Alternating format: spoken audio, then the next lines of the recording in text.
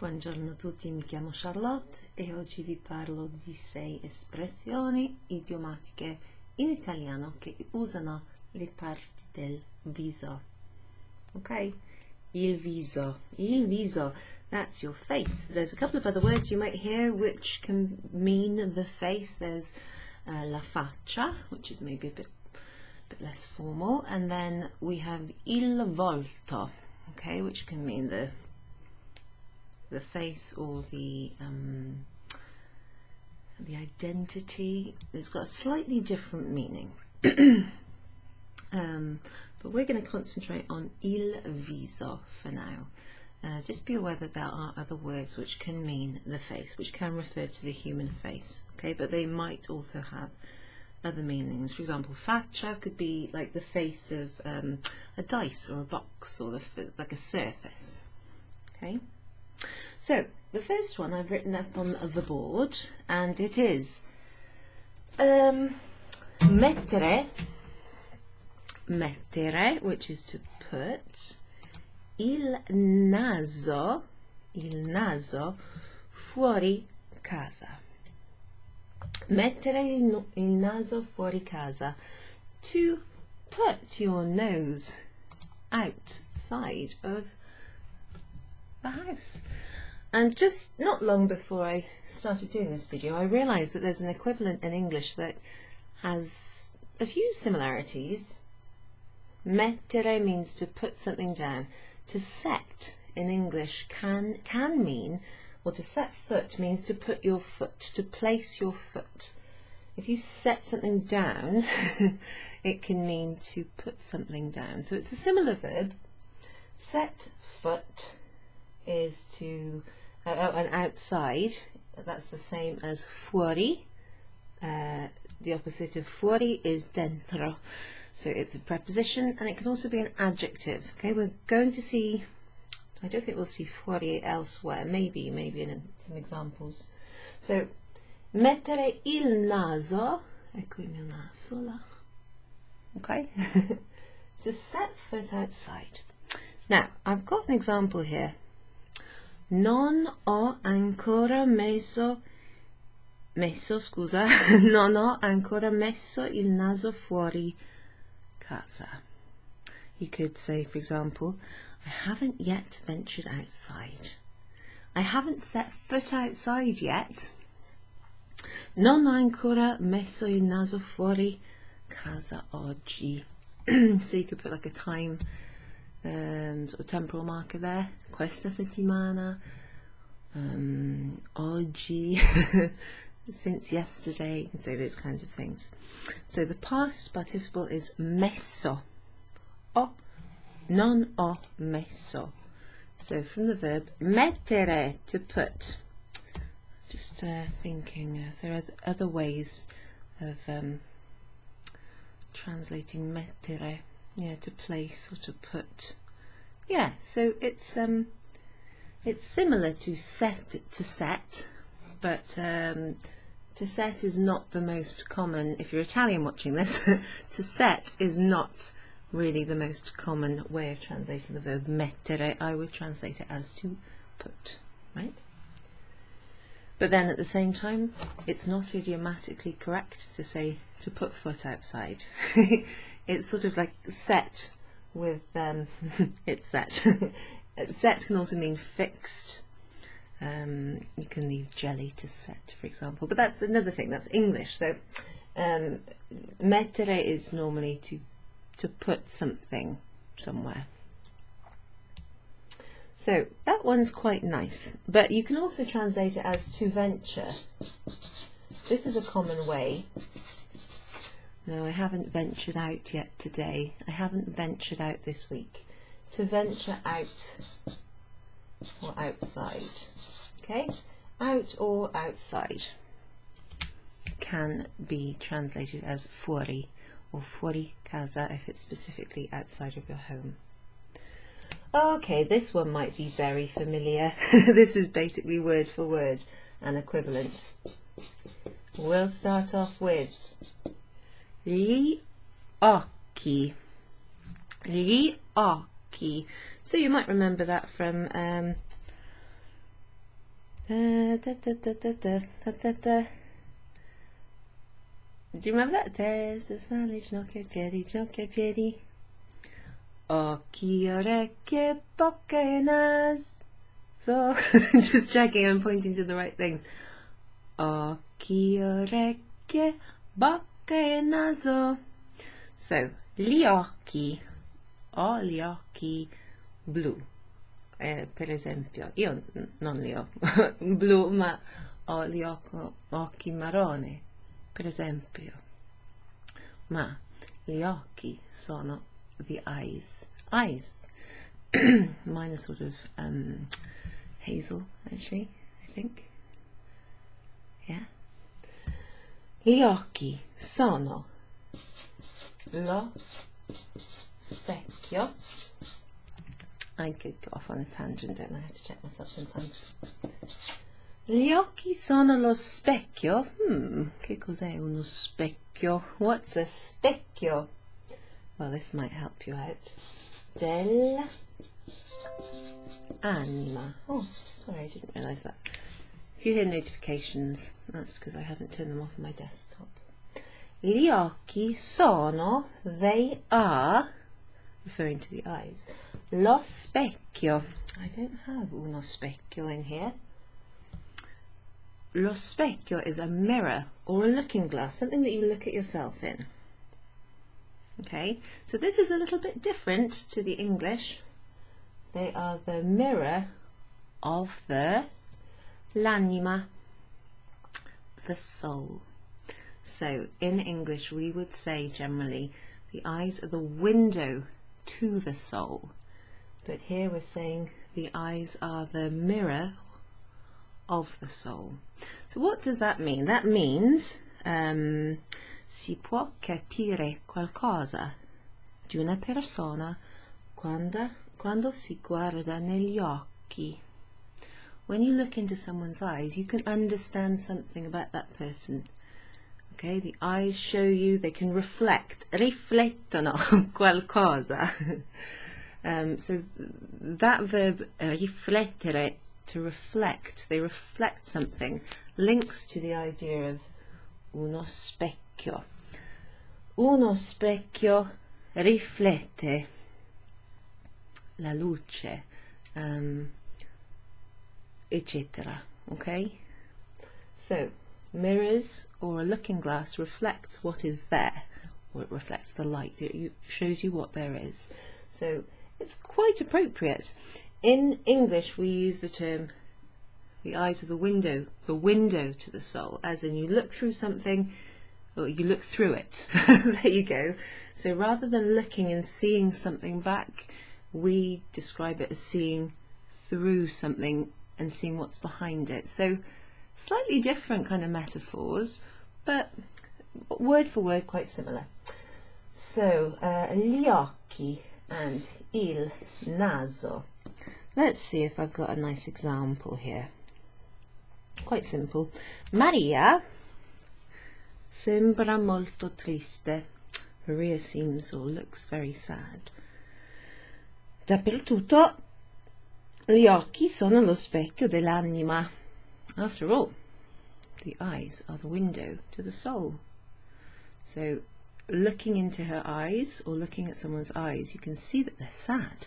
Even if someone's smiling, sometimes you can tell that someone's sad because it shows in their eyes. There's a truth which can be reflected in their eyes when you look at them. So let's have a look at number 3. Now this one is to do with la bocca. La bocca, and it's not gonna be in bocca al lupo, okay, but if you thought of that one, that's good. It's restare a bocca aperta. Open. Okay. Bocca aperta. Now, the thing about this, bocca, the point of this really is not to get you to remember gli occhi, il naso, la bocca. But if you do, that's great. If you already know them, then to get an idea of how they're used idiomatically is fantastic. But you don't have to use these idioms. You can listen out for them.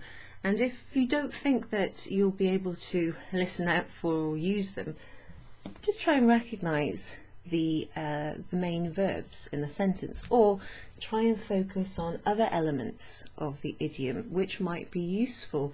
Gli occhi, for example, GLI instead of I occhi. The reason for that, it starts with a vowel and it's masculine plural. So gli, you'll see it in front of other things that are masculine and start with a vowel. There's also other exceptions actually, but that kind of thing. Restare a bocca aperta. So here you might not have come across the verb restare, which is similar to rimanere, to remain. Restare is more to stay, to stay open-mouthed, or to be. It can be to remain. It just depends on the context. To stay or to be, sometimes translations in English. So in fact, how have I translated this? Yes, I've used the verb to be. So to be surprised. Essere molto sorpreso, or sorpresa, if we're talking about a lady. Non sapere che cosa dire. So if you're, se io resto a bocca aperta, forse non so cosa dire. Forse non ho niente da dire. Non c'è niente da dire perché sono molto sorpresa. Resto a bocca aperta.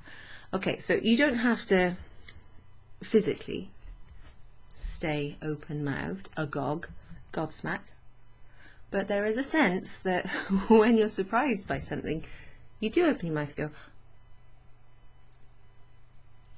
Okay, so that's what we're talking about. Not leaving someone open-mouthed, although there is a similar idiom, lasciare qualcuno a bocca aperta, to leave someone open-mouthed, or to render someone speechless. Okay, so there's lots of ways of saying surprised, speechless, agog, in awe. Okay, so there's lots of different ways you can translate that, but something to apart from this verb, something to notice is that bocca aperta, the adjective aperta, agrees with the gender la bocca, e la bocca resta aperta. Okay, so the ending agrees with the gender. Le bocche restano aperti. Scusa, aperte. If something's plural and it's feminine, le bocche sono aperte. See, for example, le bocche sono aperte, perché le bocche sono plurali. So, to remain open-mouthed, or to be speechless, or to be surprised. Let's see if I've got an example. Dopo l'incidente sono restato, or sono restata, a bocca aperta. After the accident, I was very surprised. I was gobsmacked. So, restare takes the verb essere when it's conjugated in the past tense. So that's something to remember. This takes, you wouldn't say, ho restato, because it uses essere. So instead you'd say sono restato, or restata, if you're a girl, like I am. So, to be open-mouthed or speechless or surprised. It could be in a good or a bad way. Okay, this one I really like. I like it in English, although it's a bit weird. So, essere.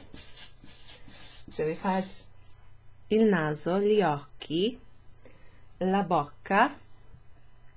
Now it's time for le orecchie. This is so funny. I've got a picture on here which I thought was quite funny too. Essere tutte orecchie. So, in English, this is exactly the same. To be all ears. It just makes me laugh. So, you could say, for example, okay, I'm all ears. Go for it. Speak. Tell me what you have to say, because I'm all ears. I'm all ears. We're all ears. She was all ears when he started talking. It means, significa ascoltare con attenzione e curiosità. So, if someone is, qualcuno è tutte orecchie, vuol dire che vogliono ascoltare la persona che parla e che ascoltano con curiosità e attenzione. Per esempio, quando il professore ha cominciato a parlare, gli studenti erano tutte orecchie. They were all ears. To be all ears. Just like in English, essere is to be, tutte orecchie, tutte agrees with orecchie, literally all ears. And that's in the plural, okay? Un orecchio, masculine. Le orecchie changes to the feminine plural. Remember, that happens sometimes with body parts and it's very confusing. But apart from that, I think the other face parts that we have here, il naso, gli occhi, la bocca, and the other two that we're going to look at now, they follow the normal gender and article rules. So that one I quite like. Let's see if we've got some space on the board underneath. You can see we've got a little bit of a reflection there with that light. Not sure I can do much about that really. Might just keep it there for now. Eccolo. There's a circle up there, that's okay. I can see it on the board here, but you can see it there on the monitor. Okay, so let's use the right pen. So the next one has got slightly unusual, I think, verb. As in, it might be something that many of my students haven't come across before. Porgere l'altra guancia. La guancia, le guance. So, there it is. Guancia. Che cos'è una guancia? A cheek. Now, in English, we turn the other cheek. If you turn the other cheek, what does that mean? Perdonare un'offesa o un torto senza cercare la vendetta e anzi cercare una riconciliazione. So that I found a bit difficult to read because I didn't actually write that spiegazione, that explanation. Let's have a look at what it said. Perdonare un'offesa o un torto. So to excuse an offence or a wrongdoing, senza cercare la vendetta, without looking for vendetta, without vindication, I guess, without revenge. Okay, so just letting something go. Lasciare cadere, yeah, to let something go. Anzi, and also, or even, senza cercare, even looking for, cercare una riconciliazione. So even looking to reconcile about something. So if you turn the other cheek, just like in English, it means you can overlook something or forgive something, even if it's passively, or even to look to reconcile with someone, to turn the other cheek, to overlook something, to take the higher ground. There's lots of ways we can talk about this. Here's an example that I did write. Quando un vicino mi ha parlato scortesemente, ho porto l'altra guancia. Ho porto l'altra guancia. Let's have a look at that, because this has happened. Quando un vicino, it's happened a few times actually. Quando un vicino mi ha parlato, when a neighbor mi ha parlato scortesemente. What's that? Rudely. Yeah. Impolitely. Scortesemente. When a neighbor spoke to me rudely, ho porto. Oh, but that looks like the verb portare. Yes, it does. Ho porto l'altra guancia. So when a neighbor spoke rudely to me or impolitely to me, I turn the other cheek. Now, this verb porgere doesn't really mean to turn, it means to show or to offer. To offer, okay? So it can mean to, almost like to give. But here is basically saying, you show them your cheek, you just, you let it go by you, I suppose. So, porto is the past participle, which looks quite different to porgere. So if you're interested, have a look at how that's conjugated. It uses avere. There's avere. Ho porto l'altra guancia. So that's almost word for word like the English, except we don't use a verb to turn. We use the verb porgere, which kind of means to offer or to show, if you like. But there's also a sense of it, giving. Okay, so offer is one of the ways that you can translate it. So there's one, and then the last one. Okay, this is very, very like the English. So, avere sulla punta della lingua. So when you have something sulla punta della lingua, che significa? Significa che non si riesce.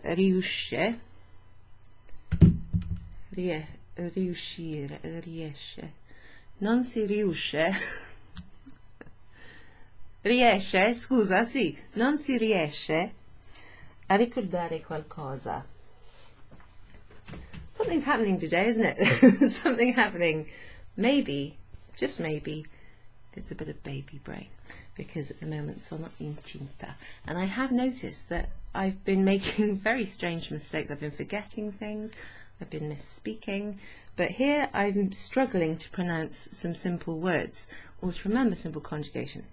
So, avere sulla punta della lingua vuol dire non riuscire a ricordare qualcosa che però si ha l'impressione di poter riportare alla memoria da un momento all'altro. So, it's when you can't quite remember something, you can't quite bring something back into your mind, even though it seems very, very close to being remembered. So you know what I'm talking about? When something's on the tip of your tongue, okay? Avere sulla punta della lingua. So you might see this used with the pronoun c'è, like ce l'ho sulla punta della lingua. Oh, I've got it on the tip of my tongue. Or you might say questa parola ce l'ho sulla punta della lingua. This is normally something that you'll find with like a noun or a name or maybe a verb. So for me, in questo momento, solitamente non riesco a trovare la parola giusta e di solito è un nome, okay?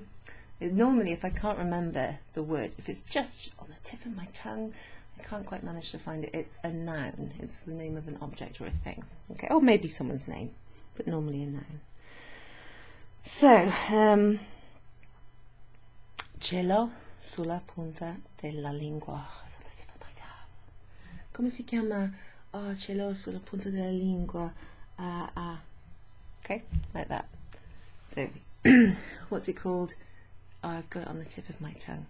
So that's literally like the English. I suppose I should write it up there for you, shouldn't I? I think what I'll do is I'll write it on this little piece of paper because that's a little bit wet at the moment. So, avere sulla punta della lingua. Sulla punta della lingua. Della lingua. So, to have it, or to have, just to have. Avere sulla punta della lingua. Della lingua shows you that little preposition, combined preposition. Di plus la becomes della. Tells you that it is la lingua. And lingua is the tongue. Okay, but it can also be a language when you're talking about la lingua italiana, la lingua inglese, le lingue stranieri, okay, like foreign languages, lingue moderne, if you like, modern languages. So la lingua, and avere, to have something, sulla punta della lingua, on the, literally the tip or the end or the top. Tip, I think, is a good, you know, the end point of something. So that is to have something on the tip of your tongue. So we've seen la lingua, we've seen avere qualcosa, una parola, sulla punta della lingua, porgere l'altra guancia, and also remember that strange past participle, ho porto l'altra guancia. So that's la guancia, the cheek. And then we've got essere tutte orecchie, which is nice, to be all ears. And then we've got restare a bocca aperta. Surprise like that. To be speechless, agog, that kind of thing. Gli occhi sono lo specchio dell'anima. The eyes are the window to the soul. Kind of more of a proverb almost than an idiom, but it's idiomatic in any event. And then we've got mettere il naso fuori casa. So with those, I've got some extra little exercises for club members. Come si dicono in inglese. Just down here somewhere towards the bottom. Come si dicono in inglese. How do you say these in English? Okay, so we're looking at just here on the page, just down here. Restare, which is a verb. Fuori, which is an adjective or preposition.